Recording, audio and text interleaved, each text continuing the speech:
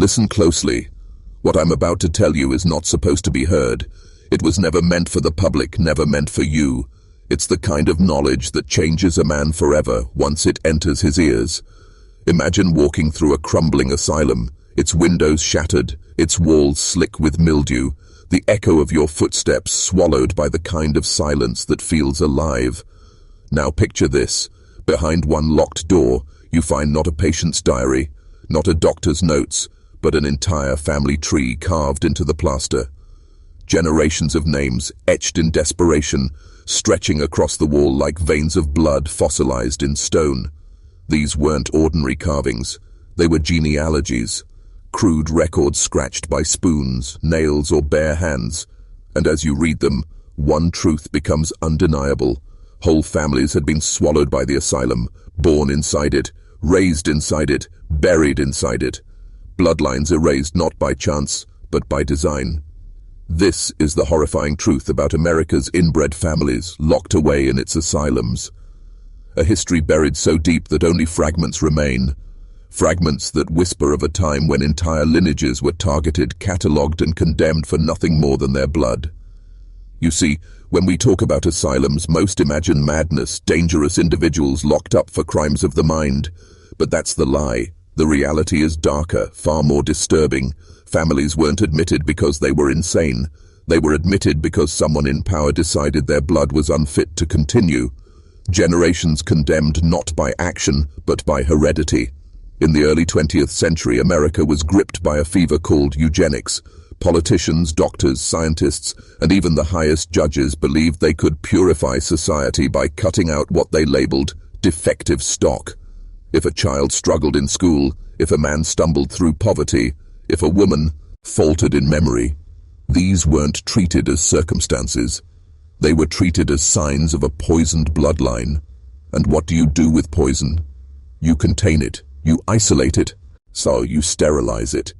And so entire families, many poor, rural, and already vulnerable, found themselves behind the walls of institutions like Fernald, Penhurst, and others whose names history has tried to erase. These weren't hospitals, they were human warehouses, prisons for bloodlines. Generations entered and generations died without ever leaving. Babies were born behind locked doors, only to grow into wards themselves. And when investigators stumbled upon the scratched family trees decades later, they realized something chilling. The walls remembered what the archives tried to erase. But here is the part that claws deepest into the soul. Many of these families weren't even violent or dangerous. Their only crime was being different in ways society feared. Some lived in isolated communities where intermarriage blurred family lines. Others bore the stigma of inbreeding, whispered rumors of cousins marrying cousins. But instead of compassion, instead of help, the state marked them defective, unfit, cursed. Their legacy wasn't just erased, it was deliberately destroyed. The children of these unions were called feeble-minded, degenerate, unworthy of life, and the machinery of the asylum went to work, stripping them of futures, sterilizing their bodies, and turning them into case studies for doctors hungry to prove their theories of genetic doom. And as you stand in those empty corridors, if you dare, you can feel it. The weight of silence pressing down, the walls reeking of mildew and old paint, but also of something heavier, despair that has soaked so deep into the stone that it refuses to leave. You feel the sense that you're intruding on something sacred and profane at the same time. These people were erased, but they left behind their testimony in the only way they could. Scratched names, branching lines, desperate carvings that screamed into eternity. We were here. This is not just history, this is a mirror. Because the system that built those asylums, the ideology that fed them, has not gone away. Eugenics never truly died. It simply rebranded itself, shifted into softer words, buried itself in academic language, policy debates, and social engineering. But the root is the same. A desire by those in power to decide who is worthy to live, who is worthy to reproduce, who is worthy to belong. What happened to those inbred families in America's asylums is not a closed chapter. It's a warning. And tonight, I want you to walk with me down this corridor of forbidden history, step by step, revelation by revelation, until you see the truth that was meant to stay hidden. We are not talking about folklore or ghost stories. We are talking about systematic erasure of human bloodlines in the name of purity, written into law, enforced by institutions, and etched into the very walls of forgotten buildings. So I ask you, before we descend further, do you really want to know? Because once you hear this, you cannot unhear it. Once you see the machinery of control that fed on families, you will never look at institutions the same way again. This is not a story to entertain you. This is a story to awaken you. And when it's done, you will not be the same. The deeper you walk into the ruins of these asylums, the more you realize they were not places of healing. They were temples of control. Every cracked tile, every rusted bed frame, every door bolted shut from the outside carries the same unspoken message. This was never about curing minds. It was about removing bloodlines. It was about sterilizing what the state declared unfit. The lie was elegant in its simplicity. Call them schools, call them hospitals, call them places of refuge, but strip away the words, and what remains is a fortress of silence, where men in white coats played God with family trees. Eugenics was not fringe, it was mainstream. It was praised in universities, funded by philanthropists, defended in courts. Names you know, presidents, judges, scientists, spoke of heredity like it was destiny carved in stone. And behind the polished speeches, they built asylums to execute their vision in secret. Think about this. A child is born, not in a home, not in safety, but in a locked ward of Penhurst or Fernald. Before that child even speaks its first word, before it even opens its eyes to Tound, its name is inked into a ledger with one word beside it: defective. That word seals its future. No test, no trial, no second chance. Defective. And once you are defective, you do not leave. You do not reproduce. You do not exist outside those walls. This was not madness. It was method. The asylums operated like assembly lines of disappearance. One family enters, then another, until generations are stacked together under the same roof, their lives reduced to charts and diagrams pinned to a doctor's desk. The family names repeat across decades: mothers, sons, daughters, grandchildren, all confined, all branded with the same curse of blood. What was their real crime? They were poor, they were rural, they were rumored to be inbred. And the state decided their very existence was dangerous to the nation's future. Do you see it now? These institutions were not mistakes. They were weapons. They were designed to enforce the illusion that society could be purified, perfected, cleansed of weakness. But the definition of weakness shifted with convenience. Poverty became weakness. Illiteracy became weakness. Even solitude became weakness. If you lived outside the lines of what society called normal, you became a target. And let me tell you this, the inbred families of America's asylums were not myths. They were flesh and blood. They had names, faces, voices. But history worked very hard to strip them away. Investigators found only fragments in the archives, initials, coded references, whispers of entire clans marked unfit: the K family, the D family, the J family. Never full names, only letters, as if erasure could be disguised as privacy. But the truth leaks through the cracks. These were real people. Entire genealogies swallowed by institutions that called themselves guardians of progress. I want you to imagine walking into a wing sealed for decades, dust in the air, your flashlight cutting through shadows. On the wall, carvings, names upon names, lines connecting them like branches. A family tree, but not one of pride. A family tree of captivity. Fathers carving their children's names into plaster, sons adding their own children below, generation after generation all trapped within the same walls. That wall became their Bible, their diary, their gravestone, the only proof they existed. This is not just about one family, one asylum. This was systemic. It spread across states, across decades. Indiana passed the first sterilization law in 1907. By the 1920s, more than 30 states had similar laws. Tens of thousands of men and women sterilized against their will. Tens of thousands of children institutionalized, never to return home. By the time the movement slowed in the 1960s, the damage was irreversible. Entire family names gone, bloodlines cut off, A silent genocide carried out not with bullets but with scalpels and paperwork. And here's the most chilling part. It wasn't hidden in the shadows. It was public. It was praised. The Supreme Court itself endorsed it in 1927 with the infamous Buck v. L case. Justice Oliver Wendell Holmes, a name taught in every law school, declared, "3 generations of imbeciles are enough." With those words, sterilization became law of the land. With those words, families like the ones locked in asylums lost their right to exist. This is why we begin here, in the ruins, in the silence, because only here does the truth remain. The official files were burned, sanitized, rewritten, but the walls still whisper. They tell us that America's asylums were not hospitals, they were laboratories of heredity, and the families inside were not patients, they were test subjects in a war against blood. I want you to feel the weight of this, not as a story about the past, but as a mirror of the present, because the machinery of control never disappears. It adapts, it changes its language, it hides behind new words, new systems, but the intent, to decide who belongs and who doesn't, remains the same. And if you've felt that knot in your stomach since this began, that unease crawling under your skin, hold on to it. That's not fear, that's awareness. It's the recognition that what you're hearing is dangerous knowledge. Knowledge most people will never dare to confront. By the end of this journey, you will see how deep the rabbit hole goes. But for now, look into the silence of those abandoned asylums and ask yourself, were they really built to heal, or were they built to erase? The archives call them feeble-minded families. The doctors called them degenerate stock. But let's strip away the academic poison and name them for what they really were. Human beings hunted by their own government, their lineage marked like livestock, their very existence reduced to an experiment.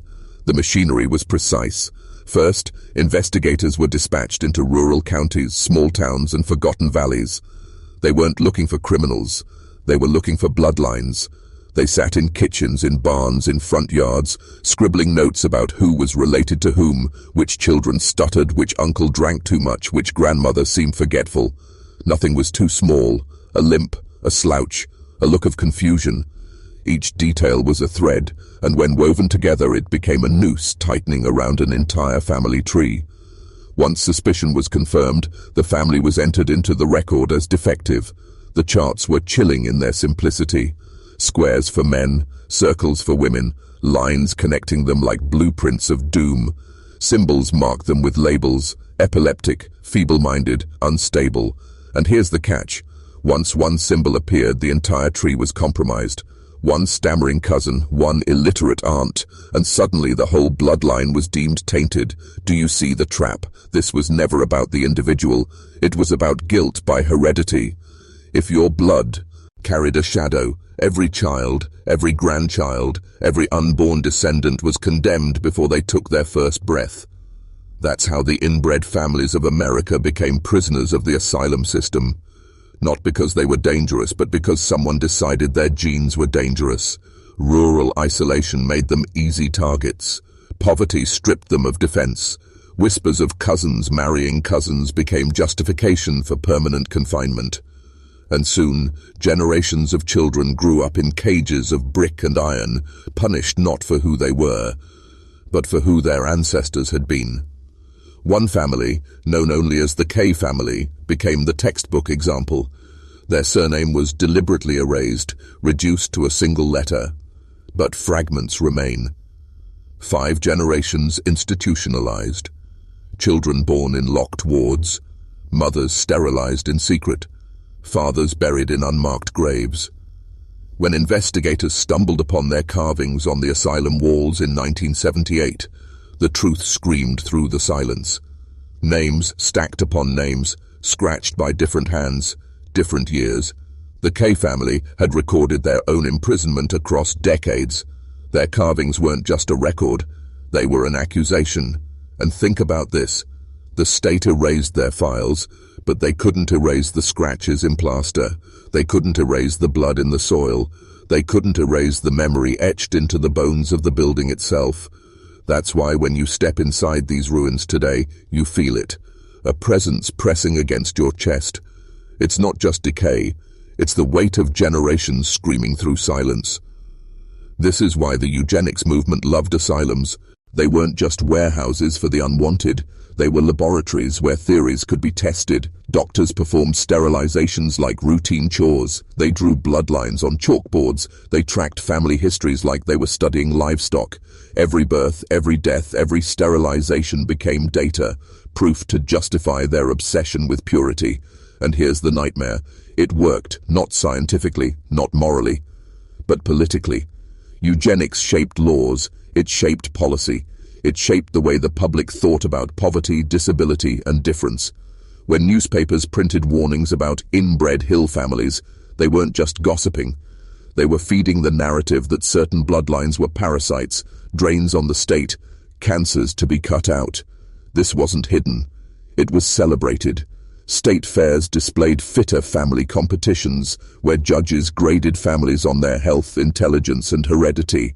The winners were paraded like champions of purity, and the losers, they became the next names on intake ledgers. Stop and let that sink in. Your worth as a human being, measured like livestock at a fair.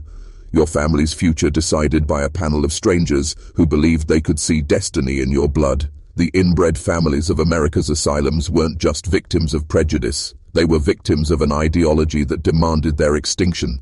And the asylum walls became their prison, their cradle, and their grave. Now pause. Look at your own life. Look at your own family. Can you imagine if one mistake, one weakness, one rumor became a curse stamped onto your entire bloodline? That's what happened to these families. They were not given a chance to rise above. They were declared unfit before they could even speak. The deeper you study it, the clearer it becomes. This was not care. This was not medicine. This was a war. A war fought not with guns, but with sterilization, confinement, and silence. And the battlefield wasn't land. It was blood. And that war never truly ended. You think it stopped in the 1960s when eugenics fell out of fashion? Look closer. The sterilization programs continued in secret. Files were destroyed, but trails remain. Sterilization petitions stamped well into the 1970s, and whispers say, in some states, into the 1980s and beyond. You were never meant to know this. That's why the names were erased, the files shredded, the asylums abandoned to rot. But rot does not erase. It preserves. And if you know where to look, you can still see the carvings of the condemned, still read their family trees on the walls of ruins. And as you hear this, as you feel the unease growing inside you, remember, this knowledge is dangerous. Because once you understand how easily entire bloodlines can be erased, you begin to see the pattern in every institution, every law, every system that claims to protect you. You begin to realize that the same machinery of control still hums beneath the surface, hidden behind new words, waiting for the next family, the next bloodline to be declared unfit. Now the question becomes, if this was done so openly, so brazenly to families in America less than a century ago, what makes you think it couldn't be done again? The asylum wasn't just a prison, it was a laboratory. And once a family was captured, they became subjects in an experiment with no end. Think about it. A mother, sterilized without her consent. A child, observed like an animal in a cage. A grandfather shuffled between wards until his name dissolved into a number on a ledger. Generations living and dying under the same roof, not as patients, not as citizens, but as case studies. Every cough, every tantrum, every outburst was documented. Every failure was used as evidence to prove the theory that bloodlines could be diseased and that those diseases must be controlled. The records where they survive are clinical, detached, cold. Subject displays poor hygiene. Subject is resistant to instruction. Subject appears listless, but between the lines, the truth screams. These were children ripped from families. These were teenagers sterilized under chloroform. These were men and women caged because their surnames carried a stain. The doctors didn't heal. They observed. They catalogued. They experimented. And here's the horror. They believed they were saving the nation. Every incision of a scalpel, every sterilization performed in a basement surgery room, every child transferred from cradle to cage. In their minds, these were victories in a war for purity. But what they created instead were generational graves. Look closer. The inbred families we hear about in whispers weren't myths designed to frighten children. They were real clans, mapped in obsessive detail. Doctors drew sprawling genealogies, marking who married whom, who bore children, who died young, who showed weakness. If a cousin married a cousin, the entire family was doomed. If a child tutted, every sibling carried the mark. The charts grew darker, more damning, until they resembled death warrants disguised as science. The Kallikaks, the Jukes. The pseudonyms echo through history, wrapped in scientific jargon. Entire families reduced to exhibits, paraded in journals and textbooks. Their private lives stolen, their struggles turned into public proof that eugenics was justified. The photographs are the most chilling. Children lined up like specimens, mothers standing stiffly, eyes blank as if they already know their fate. Fathers posed against brick walls, not as men, but as warnings. These images weren't taken for memory. They were taken as evidence, proof to convince society that blood could be corrupted. Now imagine the effect. A judge reads these reports. A senator sees these photographs. A governor tours an asylum ward and hears the whispers about degenerate stock. Decisions are made. Funding increases. More families disappear into the system. A cycle begins that feeds itself. The more families institutionalized, the stronger the myth becomes, until it no longer matters whether the bloodline was truly inbred, truly unstable. The accusation alone was enough. And this is where the story twists into something even darker, because once these families were trapped inside, they became the perfect subjects for psychological experiments. Doctors tested new drugs on them. They experimented with isolation, with shock treatments, with sensory deprivation. Children were strapped to chairs and made to repeat nonsense words while electrodes hummed in the background. Mothers were sedated, probed, sterilized, then returned to their wards in silence. Fathers were dissected post-mortem, their brains sliced and preserved in jars for study. It was never about curing, it was about proving a point, that heredity was destiny, that once a family was marked as defective, nothing could save them. And if you think this was fringe, think again. These experiments were published, praised, funded. Some of the very names celebrated as pioneers of psychology and genetics built their careers on the suffering of these families. Universities hosted lectures on the science of hereditary feeble-mindedness. State fairs displayed exhibits warning of the costs of degenerate families to taxpayers. The public was not repulsed. They were convinced. They nodded along. They voted for more funding. They believed the lie. That is the true horror. Not the doctors, not the judges, not the governors, but the silence of a society that accepted it all. And while the families lived and died inside those walls, the world outside moved on. Wars came and went, presidents rose and fell, technology advanced, but inside the asylums the same rituals repeated. Sterilize, catalog, confine. Generations error. Said quietly, efficiently. No headlines, no funerals, just names scratched into plaster, hidden from history. Even today, when the ruins are explored, you find traces, journals hidden beneath floorboards, carved initials on wooden beams, family trees etched into paint with nails or coins, the condemned documenting themselves because they knew the state would not, because they knew the records would lie or vanish or reduce them to numbers. And you begin to realize, these were not forgotten families. They remembered themselves. They screamed into the walls. They carved their defiance into stone. It was the world that forgot them. Now I want you to picture something.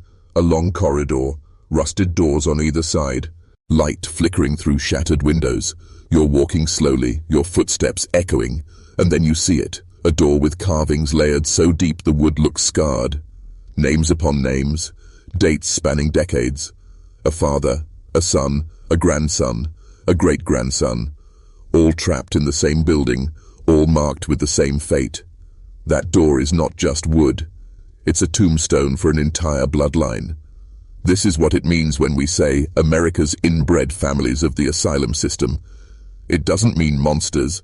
It doesn't mean freaks. It means families turned into experiments. Families turned into exhibits.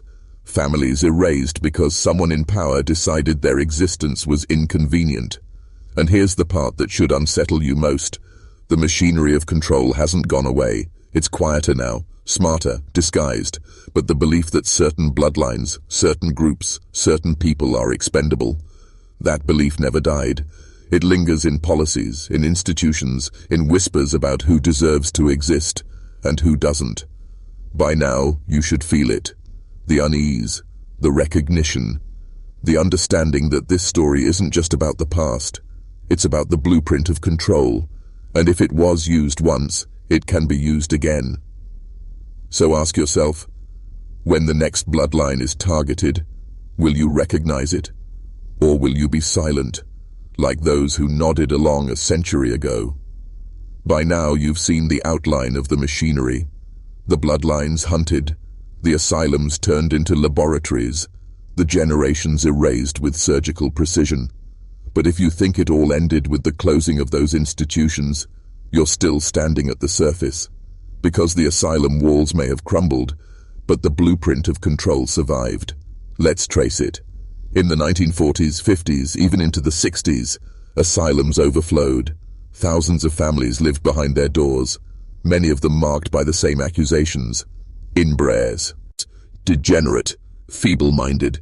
But by the 1970s, lawsuits and journalists began prying the lids off. Whispers of abuse became evidence. Photographs leaked. Suddenly, the public saw children strapped to beds, women lobotomized into silence, men stumbling down hallways in restraints. Outrage grew. States scrambled to save face. One by one, the great institutions were shut down. But here's the truth no one likes to speak. When the walls closed, the families didn't walk free. They were dispersed into new systems. Group homes, prisons, welfare offices, foster care. The machinery didn't vanish, it only changed its mask. And sterilizations? They didn't stop, they shifted underground. Documents uncovered in North Carolina, Virginia, California reveal programs that ran well into the late 1970s, targeting poor women, women of color, and yes, descendants of the very same families once locked in asylums. One petition, stamped in 1978, described a teenage girl as feeble-minded and recommended sterilization for the protection of society. Do you see the echo? The same language, the same justification, the same war on blood. Now step into the 1980s. The files become harder to find, the trails thinner, but they exist. Reports of women in mental health facilities sterilized without consent. Native women on reservations coerced into procedures. In prisons, whispers of experimental birth control trials. It is the same machinery humming beneath new paint, eugenics by another name. And here's the chilling connection. Some of the doctors who championed these programs trained in the very asylums we've been talking about. The knowledge didn't vanish, it migrated. From asylums to universities, from sterilization wards to research labs, from the shadows of the past to the infrastructure of the present. Look closely at modern institutions. The way prisons map family histories of crime. The way social services track generational dependency. The way genetics research talks about risk factors for behavior. Doesn't it sound familiar? It's the same language that once condemned entire families to asylums. The words have changed, the intentions have not. And the most haunting part? Some of those bloodlines, the so-called inbred families, didn't disappear. They survived. Descendants walk among us today carrying surnames most people don't recognize but that once lit up files in state archives like red flags. They live with the weight of a passion, designed to erase them. Some don't even know their history. Others do, and they carry it like a scar. Imagine discovering that your grandparents, your great-grandparents, were case studies in an experiment designed to prove you should not exist.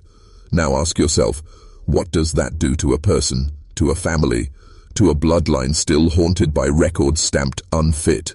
This is where the story stops being about history and starts being about memory. Because when you walk into the ruins of an asylum today, you're not just walking through bricks and broken glass. You're walking through a graveyard where names have been erased but voices still linger. The scratching on the walls, the initials carved into doors, the journals buried beneath floorboards. These are not relics, they are testimonies, and they whisper a warning. The warning is this: society is always looking for scapegoats, always searching for bloodlines to blame, always ready to declare some families unfit, some groups expendable, some lives not worth living. Yesterday it was the Calicacs, the Jukes, the nameless clans from rural valleys. Today it wears different clothes, speaks different words, but the hunger is the same. You may think you are safe, that your family will never be marked, that the machinery of control could never turn its gaze toward you. But the families who once lived behind asylum walls thought the same, until an investigator knocked on their door, until a judge signed the order, until a surgeon wheeled them into a sterile room and made the decision for them. That is why this history matters, because it is not dead, it is not buried, it is waiting for the next generation to forget, to look away, to believe the lie that it could never happen again. But the files, the carvings, the whispers in the ruins, they tell you otherwise.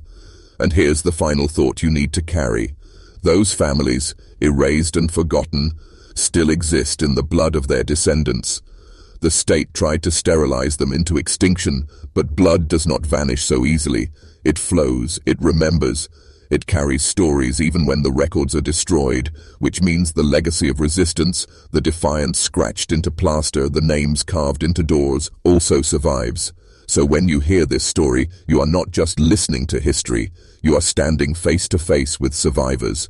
Survivors of a war waged on their blood, survivors of an experiment that tried to erase them.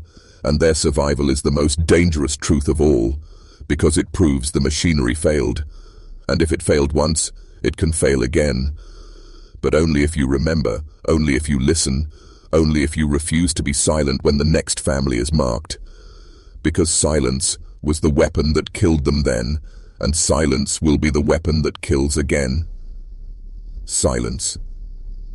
That was the final instrument. Not the scalpel, not the syringe, not the locked door. Silence. Because once the families were erased from records, once their surnames were reduced to case numbers, society stopped speaking their names. And when a name is no longer spoken, it dies faster than flesh. That was the ultimate experiment. Meant not just to sterilize a bloodline, but to erase the memory that it ever existed. But memory leaks through cracks, and the cracks are widening. Imagine walking into one of these abandoned institutions today. The air smells of rot and rust. The walls peel like old skin. Every step echoes too loudly, as if the building itself is still listening. And then, in the corner of a room, you see it. A ledger left behind, its pages yellow and brittle, filled with names, measurements, notes. One line reads, Patient 114, mother institutionalized, father unknown, child displays limited vocabulary, sterilization recommended. That line is all that remains of a life. A child who laughed, cried, dreamed, was reduced to a sentence that justified mutilation. And yet, by reading it, by remembering it, you break the silence. You undo the experiment, if only for a moment. But how many more lines are still hidden in locked archives? How many more ledgers are buried in state basements, sealed under the excuse of privacy? The truth is this. The story is not complete. The state knows more. The institutions know more. And every sealed record is another tombstone with the writing scratched away. Now let's turn the lens forward. Because it's easy to stand in the ruins and mourn the past, it's harder to admit that the machinery of control didn't end there, it evolved. And if you pay attention, you can see its fingerprints today. Look at the prison system. Generations of families branded as criminal stock, their mugshots lined up like the old asylum photographs. Look at the foster care system, where children from problem families are shuffled through homes, their bloodlines monitored, their futures already written before they can speak. Look at genetic research, where DNA is scanned not only for disease, but for behavioral predispositions. Doesn't it sound familiar? Doesn't it feel like the same ledger written in digital code? That's the chilling truth. The machinery didn't stop. It digitized. Instead of a doctor with a clipboard, there's an algorithm. Instead of a ledger, a database. Instead of a locked ward, a prison or a group home. The logic is the same. Some bloodlines are dangerous. Some families are a burden. Some people should not exist. And if you think that's exaggerated, consider this. As recently as the 2010s, reports surfaced of women in detention centers being sterilized without consent, prisoners coerced into procedures, patients in psychiatric wards pressured into permanent decisions. Headlines came and went, the outrage flickered, but the pattern was clear. The machinery still breathes. So the question is not whether the past could repeat. The question is whether it ever stopped. But there is another question, darker still. What about the descendants, the ones who survived? Because here is where the story cuts deepest. Some of those so-called inbred families never vanished. They walked out of the ruins, changed their names, scattered into towns and cities. Some live with the scars of surgeries their grandparents never chose. Some grew up with whispers about their blood, their family, their curse. And some discovered by accident that their surname once appeared in eugenics journals. Think of the weight of that. To knowledge. To discover that your bloodline was once targeted for erasure, that your ancestors were sterilized, catalogued, photographed as proof that you should not exist. How do you carry that? How do you reconcile the fact that you are living evidence of a failed experiment? That is where the horror twists into defiance, because every descendant walking free today is proof that the machinery failed. Proof that bloodlines cannot be erased so easily. Proof that memory survives even when names are buried. And that is why the ruins feel haunted. Not by ghosts in the Hollywood sense, but by memory itself. Every peeling wall, every rusted door, every scratched name carries a charge. The silence is heavy because it was manufactured, it was enforced. And when you stand in it, you feel the resistance of those who refuse to vanish. But here's the warning. Silence is creeping back. Schools rarely teach this history. The word eugenics is brushed aside, dismissed as an aberration. Archives remain sealed. Families carry their scars in private, and every year fewer people speak the names, fewer people tell the stories. That is how silence wins, slowly, quietly, one forgotten detail at a time. And yet there is still a choice. You are hearing this story now. You are speaking their names, even if only in whispers. That act is dangerous, because memory is dangerous. It threatens the machinery. It interrupts the silence.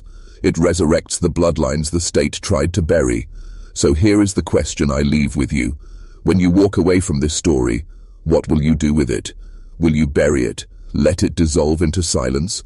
Or will you carry it, speak it, carve it into the walls of your own life so it cannot be erased again?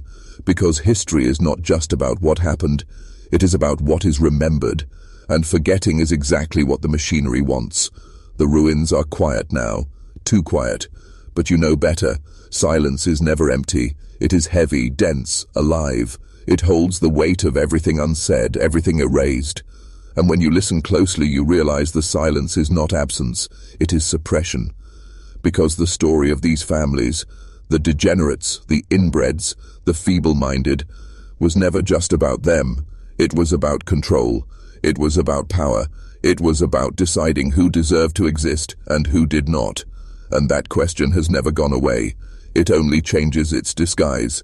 Look at the world around you. Look at how quickly society labels some lives as burdens. Look at how effortlessly we speak about people as statistics, welfare families, repeat offenders, at-risk groups. Each label chips away at humanity, reducing bloodlines to numbers, just like those ledgers in the asylums. Do you see it now? The experiment was never confined to the walls of a hospital. The asylum was just the testing ground. Once perfected, the logic escaped.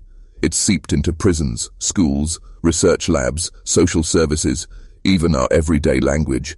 The machinery is everywhere, and that means the story isn't over.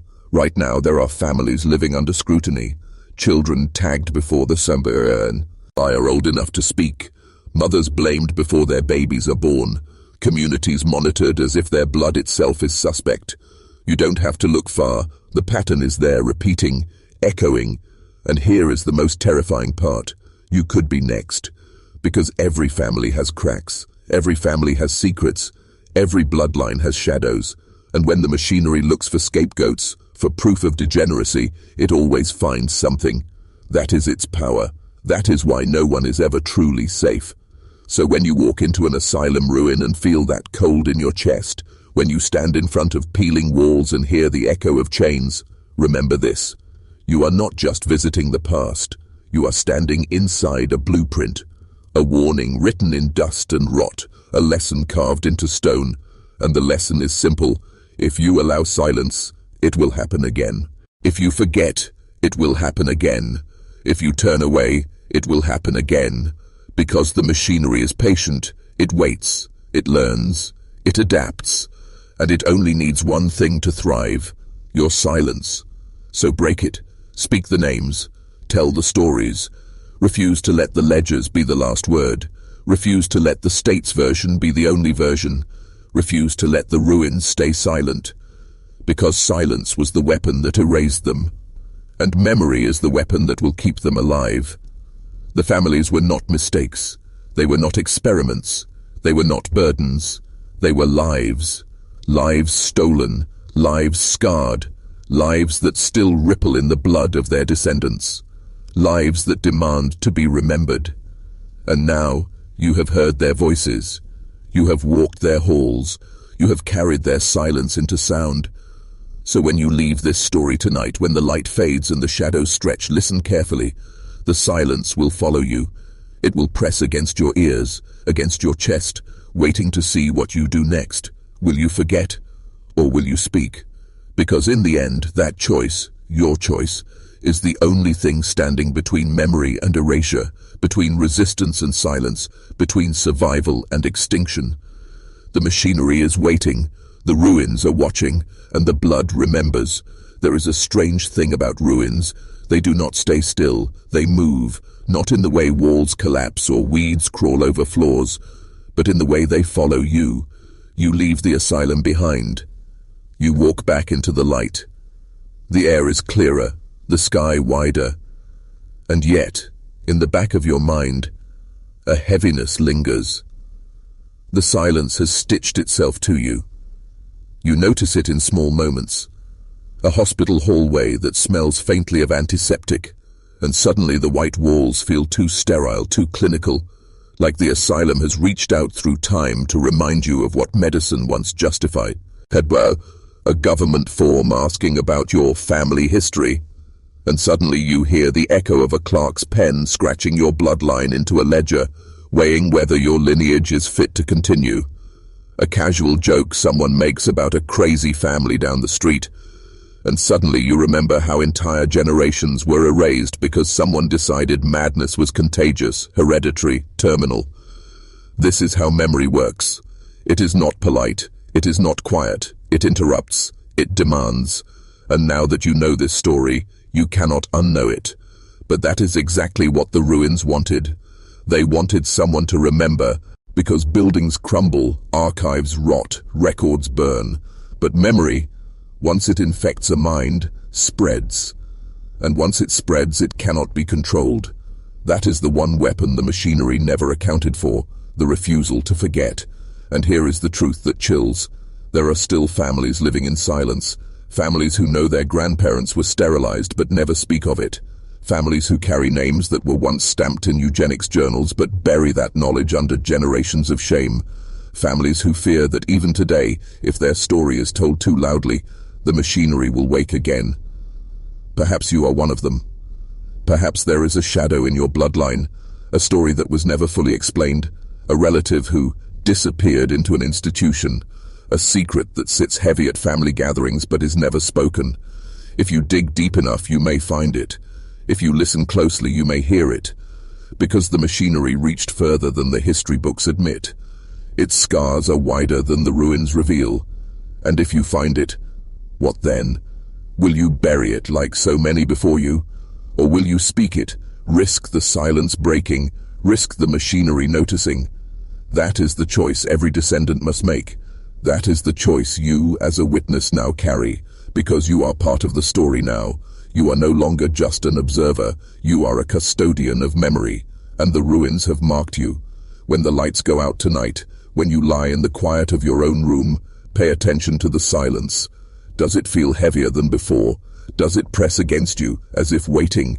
That is not your imagination. That is the echo of voices cut short, of names erased, of bloodlines interrupted. They are asking one thing only: do not forget us. If you remember, they live. If you speak, they live. If you resist the silence, they live. And perhaps one day the machinery will crumble for good.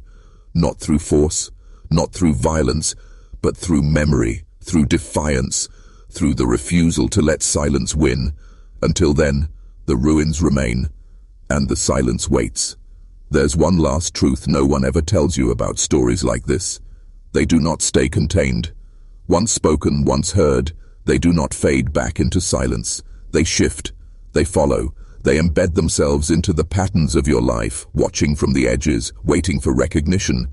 That's why you will feel it in strange places, not in ruins, not in archives, but in mirrors, in faces, in yourself, because when you stare long enough into the machinery of history, it stares back, and sometimes it recognizes you.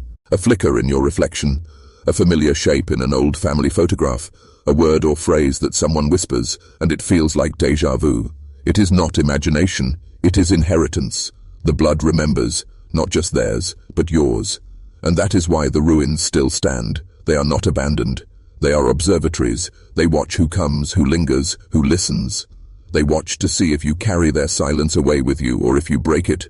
Perhaps that's why you've been pulled into this story, not by accident, not by curiosity, but because the ruins were waiting for you, because the bloodlines that were erased are not entirely gone. They echo in shadows, in whispers, in watchers. And now you are one of them. Do not be surprised if tonight, when the silence grows thickest, you feel it. A presence at the edge of the dark, a pair of eyes you cannot see but cannot ignore. That is not fear. That is memory. That is the story watching you, asking only one thing. Will you keep us alive? You think you've reached the end? But endings are lies, because the ruins don't end when you leave them. They wait. They rot slower than memory. They outlive storytellers. And they know one thing you don't, that every return begins before you even leave. That is why people go back. That is why the archives are never empty, the corridors never still. That is why researchers, wanderers, thrill-seekers and descendants keep finding themselves at the gates of institutions long abandoned. Something draws them back. What is it? Curiosity? Guilt? Or something older? Something in the blood calling you home to the silence? The truth is this. You can walk away from the asylum, but the asylum does not walk away from you. It appears in dreams first. Broken windows catching moonlight, endless corridors with locked doors, a shadow at the end of a hallway that always vanishes when you turn. You wake, breathless, heart hammering, but the dream feels more like a memory than a nightmare. And then, slowly, the real world begins to bend. The peeling paint in an old building looks too much like a face. The static on the radio crackles like a voice. The silence in your home grows heavier at night, as if someone is listening. This is the return, not your choice, not your control. The ruins return to you. And maybe that's the design. Maybe that's how the bloodline survives, not through bodies but through memory, through haunting. The machinery thought it could erase, but erasure is impossible. It only transforms. Now you see what the families always knew. Silence is not absence. Silence is persistence. Silence is survival. And one day, when you least expect it, you will stand before those gates again, whether in dreams or memory or flesh. The ruins will be waiting, because no one leaves for good. Everyone returns. At first it is only stories, then it is dreams, and then it is the mirror. Because descent does not begin with a fall, it begins with recognition. The moment you see too much of yourself in the shadows you swore belonged to others, you notice it in the way your hands sometimes tremble when there is no reason, in the way silence bends around you when you enter an empty room, in the way your reflection seems a fraction slower than your movement. You tell yourself it's nothing, stress, fatigue, imagination, but deep down something else stirs. An old suspicion, passed through whispers and bloodlines. What if the madness was never theirs alone? The machinery told generations that madness was in the blood, that it was hereditary, that it marked entire families for erasure. For decades people resisted, denied, buried the thought. But what if they were right? Not about disease, not about defect, but about inheritance. Because silence itself is hereditary, shame is hereditary. The weight of buried names is hereditary, and when you feel it, when you carry it, when you live with it, it begins to shape you. That is descent, not into sickness, but into remembrance, into the weight of what they tried to bury. Do not think of it as corruption, think of it as initiation, the moment the silence no longer surrounds you but speaks through you. And if you listen long enough, you will hear it, the voices of those who were locked away, cut away, erased. They are not gone. They are layered into the silence, waiting for someone who can finally hear. But listening, G is dangerous, because once you hear them, they will not stop. They will follow you into waking, into sleeping, into every quiet moment. They will whisper questions you cannot answer. They will show you faces you cannot forget. And you will realize the truth. You have not descended into them. They have risen into you. That is the descent, not madness, not ruin, but possession, a haunting by inheritance. And once it begins, there is no climbing back. History was written in ink, but the truth was carried in blood. That is why the machinery cared so much about lineage, why they built ledgers of families, why they carved marks into records, why they sterilized, erased, controlled, because they believed the future was not in stories or laws, but in blood itself. And maybe they were right, though not in the way they imagined, because blood remembers. It remembers differently than words or ruins or archives. It carries impressions, shadows, a weight that cannot be explained but is felt. Think of how you sometimes inherit a gesture you never learned, a fear no one ever told you about, a dream that feels older than your life. These are the memories blood keeps, memories too deep for language, too heavy for history. That is why families carried silence for generations, not because they chose to, but because their very bodies bore the memory. Shame written into marrow, trauma written into breath, fear pulsing with every heartbeat. And if you cut deep enough, not with a scalpel but with attention, you will see it. The repetition, the echo, the way patterns return, the same illnesses, the same disappearances, the same uncanny resemblances that whisper we have been here before. It is not coincidence, it is inheritance. The machinery thought they could stop it. They thought by severing bloodlines they could erase memory. But blood does not obey. It finds ways to seep, to spread, to survive. Even when families were scattered, the memory followed. Even when names were erased, the blood carried its truth. And maybe that is why you feel it now, that faint pulse in your temple, that unease when you think too long about the asylum, that sense that you are not only remembering, you are reliving, because blood is not past, blood is present, blood is alive. And every time it flows, every time it beats, it asks the same question the ruins ask. What will you do with us? You cannot drain it. You cannot silence it. The blood has already chosen. It chose survival. It chose haunting. It chose you. And once you realize that, you understand the machinery did not fail. It succeeded, just not in the way it intended. For in trying to erase the blood, it only made the blood stronger, more restless, more desperate to be heard. That is why it still calls. That is why you still feel it. That is why the silence grows heavier when you are alone. Because blood does not forget, and neither can you. You wanted a story, but stories do not end, they pass. And now this one has passed to you. Because inheritance is not only blood, it is also attention. Whoever listens carries. Whoever remembers becomes the vessel. That is how silence survives. That is how ruins keep standing even when the walls collapse. That is how families long erased still breathe in the shadows of our lives. It is not about the asylum anymore. It is not about ledgers or records or even history. It is about you, sitting here now with this silence pressing against you. The ruins are no longer far away. They are inside. The watchers are no longer waiting. They are looking through your eyes. The descent is no longer theirs. It is yours. And the blood? The blood has already chosen. So when you walk away from this story, do not be surprised if it follows you. In the static of a late-night radio, in the weight of a dream that lingers long after waking, in the uncanny moment when your reflection feels like it belongs to someone else. That is not fear. That is not madness. That is inheritance. The machinery thought it could end them, but endings are lies. This is the truth. The story continues, through silence, through blood, through you. And now, whether you wanted it or not, you are part of it.